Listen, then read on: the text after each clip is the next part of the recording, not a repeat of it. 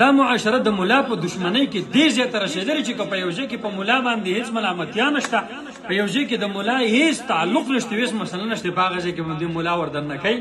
ځکه دشمني خو اصل د مذهب سره ده، دشمني د اسلامي روایاتو سره ده، د اسلامي کلچر سره ده، د اسلامي تهذیب سره ده.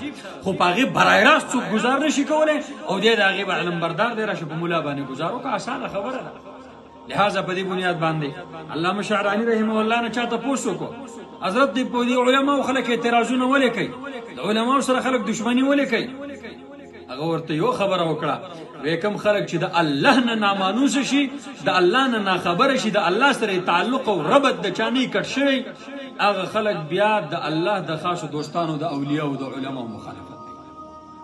ځکه په ځمکه باندې خو د الله رب العالمین نایبین او د الله خلفا او د الله د انبیا او وارثان علما دي چې د الله خبره کوي. نو اوس په دغه حالاتو کې زما محترم او نوجوان چې په هغې باندې مونږ هم خفه یو چې د هغې مسله رباب نه دی، د هغه مسله اصل او بنیاد چې کوم مسله ده په هغې باندې بحث وکړه، یا د انتظامیې د طرفه د ادارې د طرفه څه مسله ده خو هغه ته ورشه، هغه ته خپل احتجاج ریکارډ کړه، خپله مسله ورسره حل کړه.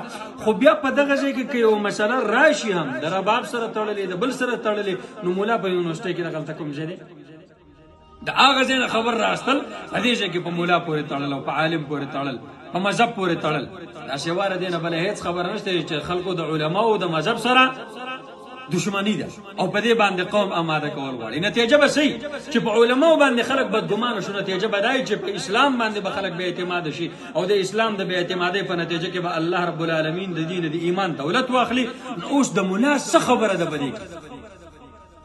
او که د تسبو او د رباب جنګ او د ملا جنګ ته به رباب اخلي، دا خو هم د قیامت په علاماتو کې دي چې د آلات به د موسیقۍ زیات شي او دا به خلک جایز وګڼي. اوس زه تا تسبو ته رابلم، تسبیح افضلي دي کو رباب افضل دي؟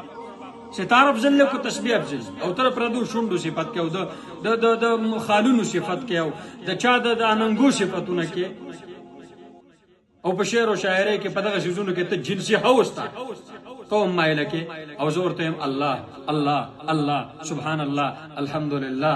ته دا اواز دباول غواړې؟ دا په دې ملک کې چند محدود اوازونه دي، محدود اوازونه. که دا اوازونه چا دباو کړه دا ملک به پاتې نشي، دا دنیا به پاتې نشي. دا دنیا د دې علماو د خاطره آباد ده، دا د دې مدرسو د خاطره آباد ده. په دې خبره کې هیڅ قسمه شک نشته، په دې کې هیڅ قسمه شبهه نشته او په دې کې هیڅ قسمه مبالغه نشته. ځکه پیغمبر علیه السلام فرمایي لا تقوم الساعة حتى يقال الله الله. قیامت به هغې پورې نه راځي تر څو پورې الله الله ویونکي موجود وي او د الله الله ویونکي علما دي، مدارس دي، صوفیای کرام دي، دا دینی مراکز دي. او که دې ته چا لاس وراچاو د دې د ختمولو کوشش یې وکړو نو دا به ذلیله کېږي، ذلت به د دې مقدري. لهذا دا قوم په دې شیزونو باندې آماده کول دا د دین اسلام سره خیانت دی، ظلم دی. او په دې وخت کې دا چند اوازونه چې هغه د الله الله اواز کوي، سبحان الله الحمدلله اواز کوي، په دې مادي دور کې دې اوازونو له تقویت ورکول پکار دی، دې سره مقابلې نه دي پکار، دې سره مینه پکار ده، دې ته نزدېکت پکار ده، دې ته قربت پکار دی.